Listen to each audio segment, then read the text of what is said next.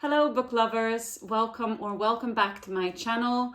We're moving into autumn and I need to get a handle on my reading. So today we're doing a fall reading mood board.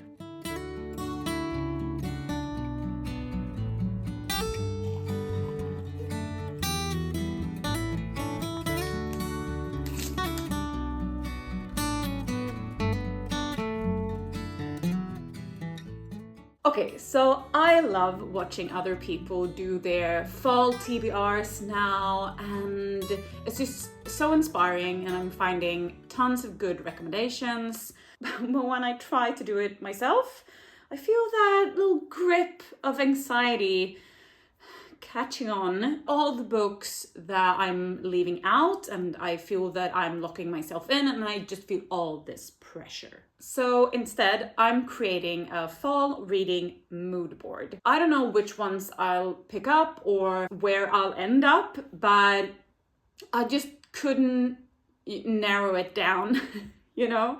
So this is what we're doing. So first up, I just wanted to say that I just finished this one, Mysteriet på Örnklippan by Kristina Olsson. This is a Swedish author that writes very good middle grade mysteries. The English title for this one is The Mystery on Eagle's Cliff, and it's about two children. They are step siblings and they are running away because their parents say they're all moving to London. They run away to one of the kids' grandmother who lives on Eagle's Cliff, but there seems to be some kind of mystery going on over there and a kid goes missing. This was my first Kristina Olsson and I really liked this. It was pretty straightforward, but a lot of mystery as well, and also like very ghosty, creepy vibes. I really liked it. This is what I'm currently reading, The Girl Who Drank the Moon by Kelly Barnhill, and this is so magical. I'm just loving this.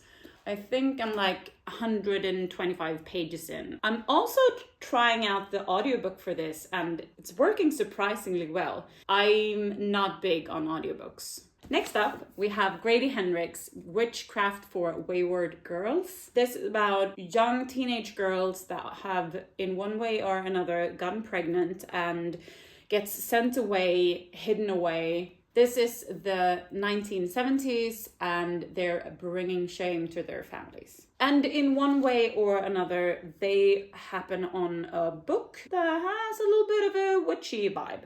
I'm not sure where this book will end up and I'm really liking that so far.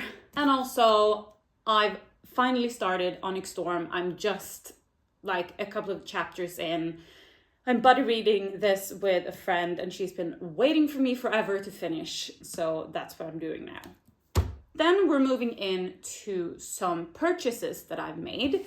One of them is The Spell Shop that I've also just started reading. It's about a woman who works at a library. One day the revolution that's going on reached her library and they set it aflame, and yeah, she basically had to take as many books as she could with her and run away. She gets on a boat to a remote island where she opens a magical shop. She also has this adorable little leafy dog kind of thing. Yeah. I also bought my next Stephen King read. If you've watched any of my videos, you might know by now that I'm reading all of Stephen King's books in publication order, and this is the next one. And I'm so excited. It's different seasons. And this is my second Stephen King short story collection, and I just loved the first one. It was so weird. And this has the Shawshank Redemption one and The Body who inspired the movie Stand By Me. So I'm really excited to get to those. Then we have a little secondhand stack over here. We have the prequel to Legends and Lattes, Bookshops and Bonedust. And I'm just hoping for the same like cozy vibes that I got from Legends and Lattes, which I thought was perfect for autumn. We got Taylor Jenkins Reid and The Seven Husbands of Evelyn Hugo.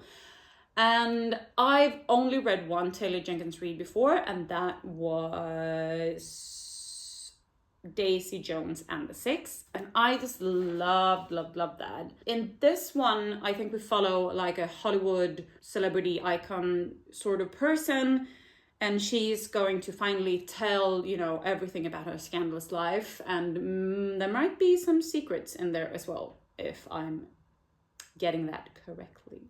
So I'm excited to see how I would enjoy another one of her books, because I really loved Daisy Jones and the Six. And here we have The Time Traveler's Wife, and this one, I'll see when I pick this up, or like, because I've been thinking about maybe doing a vlog for this, because this is going to be a reread for me, and I've been wanting to reread it for so long. I just loved it when I read it the first time. I'm just excited to see if I will still like it as much as I liked it the first time, you know? It's a woman and a man, and the man can travel through time, but not at will. It's just something that happens to him. They meet each other, and yeah, in her life, she just never knows when he's going to disappear or come back. We also got some dark academia mystery with If We Were Villains by Emil Rio. In this, we have a main character who is let out of prison after his sentence, and we're not really sure if he actually did it or not. He was there for murder. We have a bunch of young actors in like an elite conservatory, and one of the friends is found dead. It seems like a whodunit kind of story. And then we have this, and it's Marriage by Samaya Dodd. It's a Moroccan-inspired YA fantasy where a woman or a girl, she's captured, kidnapped, and then forced to be the body double, basically, for this really hated princess. When I saw this, I instantly knew that this was something I wanted to read.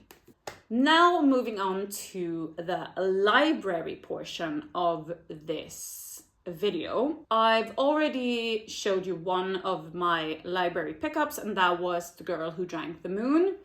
I also picked up A Wizard's Guide to Defensive Baking, because I saw this all over BookTube last year and I didn't get to it, and I just felt that I wanted to this year. If I'm going to be honest, I really don't know much about this book. It's just a very striking title and cover, and I don't remember like what people said about the book last year, just that people seemed to enjoy it and everyone read it, so here we are. I also have two books that are reserved that I'm going to pick up today, and that's Min Studentstad by Per-Anders Fogelström. This is the third book in a series about Stockholm, and it's a generational series, so I've already read the first two books. The first one, we meet Henning, who travels from south of Sweden to Stockholm in like the 1800s, if I remember correctly. We just follow him meeting new people, trying to make his way, trying to find a place for himself in Stockholm. We follow working class people who are struggling to find day jobs, who are working their bodies to the ground just to provide for their families. And yeah, after the first book, we follow Henning's kids and so on and so on. So this is going to be the third book. This is really hard to get at the library because everyone seems to be lending it. So I'm really excited to finally continue on the series. Next up is Amulet, with everything that's going on, with everything that I want to read. This felt like a nice sort of break and something different from everything else. Then we have two books that are coming that I'm really excited for. One of them has already been out in English, and that's Mina vänner, or My Friends by Fredrik Backman. I've waited for the Swedish one because I read so much in English, and I just, when I can read in Swedish and it's a Swedish author, it just makes sense to me to read it in Swedish. I want to read more in Swedish, but I'm very particular about the translations because I've had some really bad translations, and I feel that just breaks up the experience. And I'm getting pulled out of the book because typos and weird ways of building sentences that doesn't really work in Swedish and so on. So I felt that Fredrik Backman is one that I really want to read in Swedish. I was actually thinking about sometime doing like a vlog where I'm gonna read the same Fredrik Backman book in both Swedish and English, because I think that would be kind of fun. But the second book is Info från repan, and how should I translate that? Like information from reception, basically, or something like that. Not really translating well, but it's by Bianca Kronlöf, who is a Swedish author, actor, and comedian. And that's going to be released later in the fall. She has compiled this book. It's satire from within like the Swedish healthcare sort of. Yeah, hard to explain. I loved her last book, Letters to Men, and I really want to read this as well. Sorry for the messy description about the book. Let me just grab the last pile. In my last video, I made a time limit pile. 9 books that I put a 1-year time limit on, and if I haven't read them in 1 year, I'll let go of them. So I thought that I would include like one of the time limit books in my little mood board, and that is History of Bees. This is by Maja Lunde.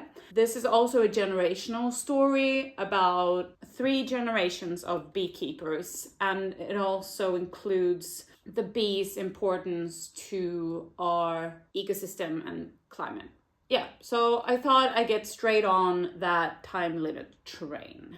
And then we have a little reread, because I was thinking I would like to reread The Long Walk. I read that last year, and it's my favorite Stephen King to date. There's a movie coming out, so I'm tempted to reread it and watch the movie. But I'm also feeling like, don't go after me in the comments, but I feel like a lot of Stephen King books hasn't translated well onto screen. There are some that really, has been major films, but also a lot that end up somewhere, in the middle. I'm a little bit scared to watch one of my favorite books adapted to screen. A lot of the times I feel that the adaptation can be one thing and the book can be one thing. As long as you keep the core of it intact, I understand that you do different choices for different medias. But I feel like it has to nail what the center of the story is, So yeah, we'll see how that goes, if I dare watch it. Yeah, so let me maybe we can pile it up here a bit. Yeah, so this is what my fall reading is looking like, and there's a lot of books. Then we had a couple of more that are coming in from libraries and purchases. Of course, I probably won't be able to get to all of these, but it feels better for me, not as anxiety-filled, to keep my options more open. And yeah, some people might say that if you do a TBR, you don't have to stick to it. I really get that. But to me, something about it just limits me in here, I think. That I have to be accountable or something when it comes to a TBR. So just by labeling it as a reading mood board makes me feel so much more cozy and tingly. Oh yeah. So hope you've enjoyed this little mood board of mine. And I'm curious to know, do you go all in mystery horror, or do you tend to mix what you read during the fall? Are you a mood reader, or are you only going for new releases? What are your autumn mood? Let me know in the comments. And please like and subscribe if you like this video, and I will see you next time.